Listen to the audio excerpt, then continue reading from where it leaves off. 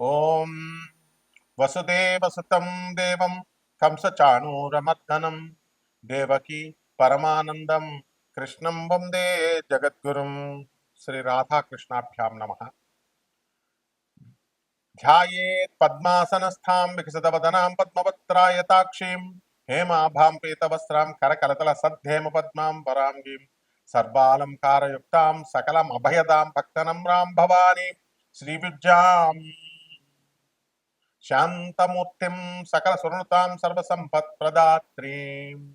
ఓం శ్రీ దుర్గా మల్లీశ్వరాభ్యాం నమః. పూర్వజన్మల్లో మనం కర్మల్ని, తర్వాత మనం ఏ జన్మ ఎత్తాము, మనం ఏ కర్మల్ని చేయడం వల్ల ఈ జన్మలో సుఖాలను పొందుతున్నాము, కష్టాలను పొందుతున్నాము, దానికి తెలియపరిచేదే మనకి ఈ వీడియో. పూర్వజన్మ కృతం పాపం రోగ రూపేణ పీడిత. మనం పూర్వజన్మల్లో చేసుకున్నటువంటి కర్మ పాపాలు మనకి ఈ జన్మలో రోగాల రూపంలో మనల్ని పీడిస్తాయి అని శాస్త్రం చెప్తాం.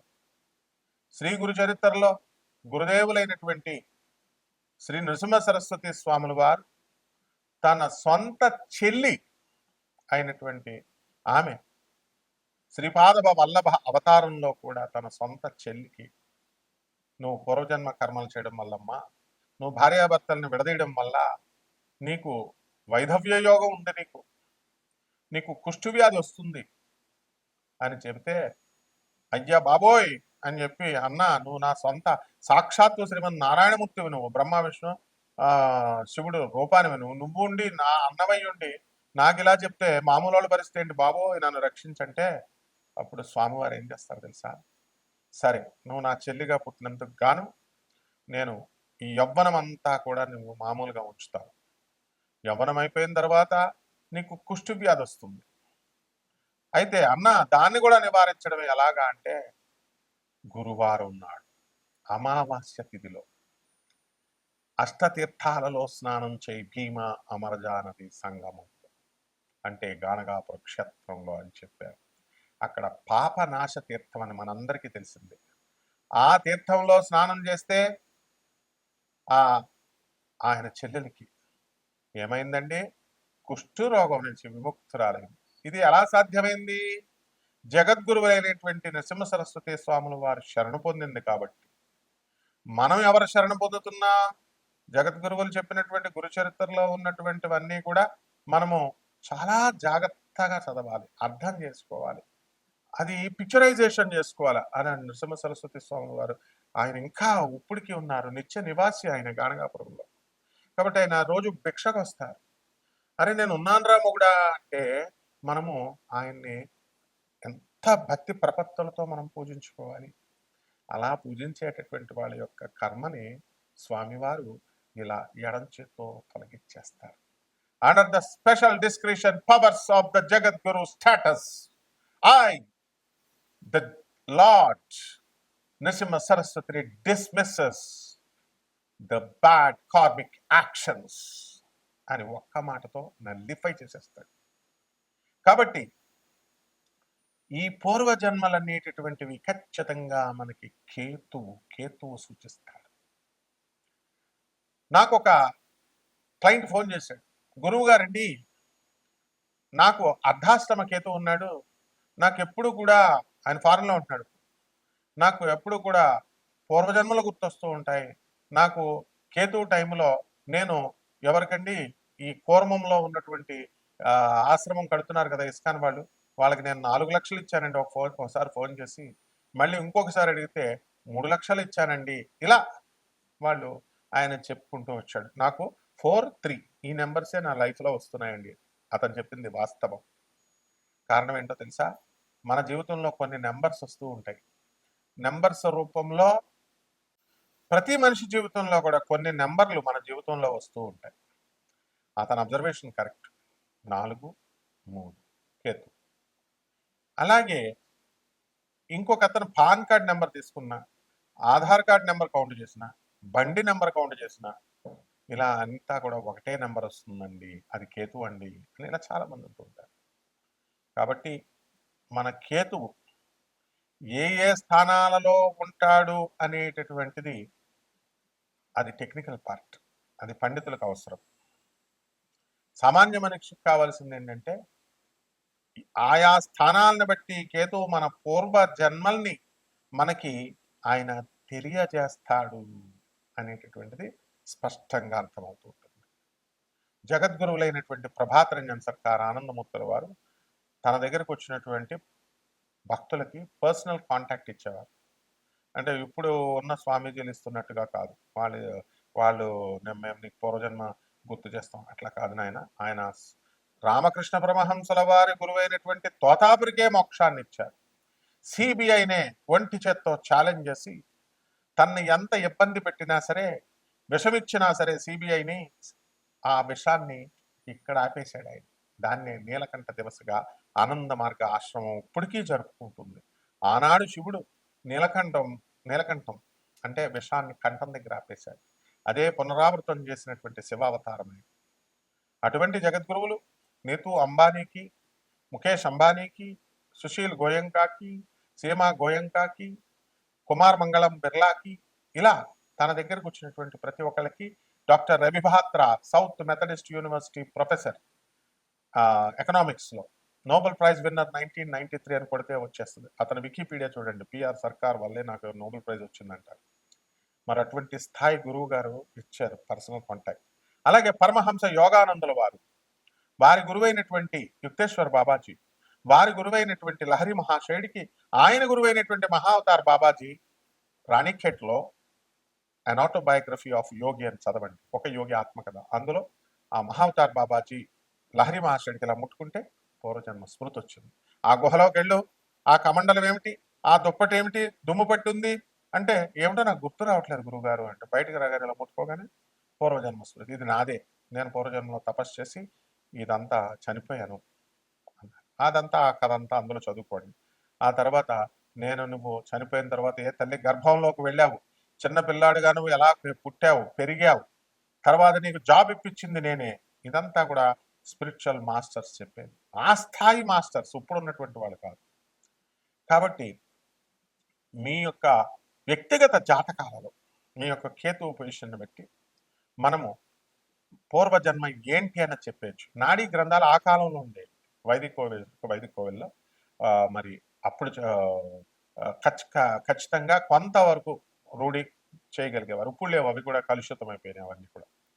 అది వైదీశ్వర కోవిలమని ఎక్కడన్నా అవనియండి, మీ పేర్లు అడుగుతారు, మీ మొదటి అక్షరం అడుగుతారు, మీ తల్లిదండ్రులు ఎవరు, మీ రాముల వారి పేర్లలోన, మీ అమ్మ పేర్లు లక్ష్మీదేవి పేర్లలో ఉంది, నలుగురా ముగ్గురా అన్నదమ్ములు మీరు ఇద్దరా, ఒక తాళపత్ర గ్రంథంలో ఆకులో ఇలా ఉంది, ఇంకొక ఆకులో ఇలా ఉంది అని ఇలా చెప్తూ ఉంటారు. ర్యాండమ్గా ప్రాబబుల్గా వాళ్ళు ఏం చేస్తారంటే they will think over and వాళ్ళు అంచనా వేస్తారు, they will imagine and they will tell something. So ఇట్లాంటివి కాదు నేను చెప్పినటువంటి ప్రభాత రంజన్ సర్కార్ ఆనందమూర్తి గారు, రమణ మహర్షుల వారు, స్వామి వివేకానంద, రామకృష్ణ పరమహంస, మహావతార్ బాబాజీ, లారీ మాస్టర్, వాడికి మన స్పిరిచువల్ మాస్టర్స్ వాళ్ళు వెంటనే మనకి మన పూర్వజన్మ ఏంటనేది వాళ్ళు చెప్పేవారు. కాబట్టి ఖచ్చితంగా కేతు 12 ఉన్నటువంటి వాళ్ళందరికీ కూడా ఇది ఆఖరి జన్మ, మళ్ళీ జన్మ లేదు మనందరికీ కూడా అటువంటి వాళ్ళకి. కాబట్టి జాగ్రత్తగా వాళ్ళంతా కూడా సాధన చేసుకోవాలి. ఏం చేసుకోవాలన్నది మీ వ్యక్తిగత జాతకాలను పరిశీలిస్తే మీరు పూర్వజన్మలో ఏంటన్నది అవలీలగా చెప్పొచ్చు. దానికోసం మీరు మాకు ఫోన్ చేయండి, బర్త్ డీటెయిల్స్ ఇవ్వండి, తర్వాత టైమింగ్ పెట్టండి. ఆ తర్వాత మా యుఎస్ఏ నెంబర్ ఇవ్వడం జరిగింది, అలాగే ఇండియా నెంబర్ ఇవ్వడం జరిగింది. తెలుసుకోండి చక్కగా, సద్గురువుల్ని పట్టుకోండి, చక్కగా మీ జన్మల్లో చేసినటువంటి ఆ పాపాలు ఏమిటి వాటిని రెక్టిఫై చేసుకోండి. అండ్ శ్రద్ధ ఉండాలి. ఏదో ఒకసారి ఫోన్ చేసేసి గురుగారు నేను పూర్వజన్మలో ఏంటండి అని అడిగేసి మళ్ళీ వదిలేస్తే అలా వర్కౌట్ అవుతుంది. గురువుని పట్టుకోవాలి first.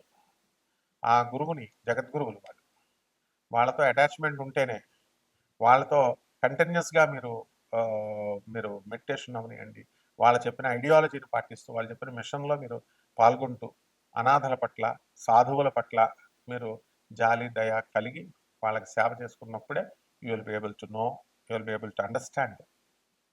I was mystery, I am mystery, I will be mystery అని చెప్తారు ఈ స్పిరిచువల్ మాస్టర్స్. ప్రభాత్ రంజన్ సర్కార్. నేనెప్పటికీ కూడా మీకు అర్థం కాను. నేను రహస్యం. I am mystery. ప్రస్తుతం కూడా నేను మిస్టరీయే. I will be mystery. ఫ్యూచర్‌లో కూడా మిస్టరీయే. అలాగే if you want to I'm not this physical body. నేను ఈ యొక్క భౌతిక దేహాన్ని కాదు. If you want to understand me, నువ్వు నన్ను అర్థం చేసుకోవాలని అనుకుంటే కనుక you you work for my ideology. You work for my mission అన్నారు.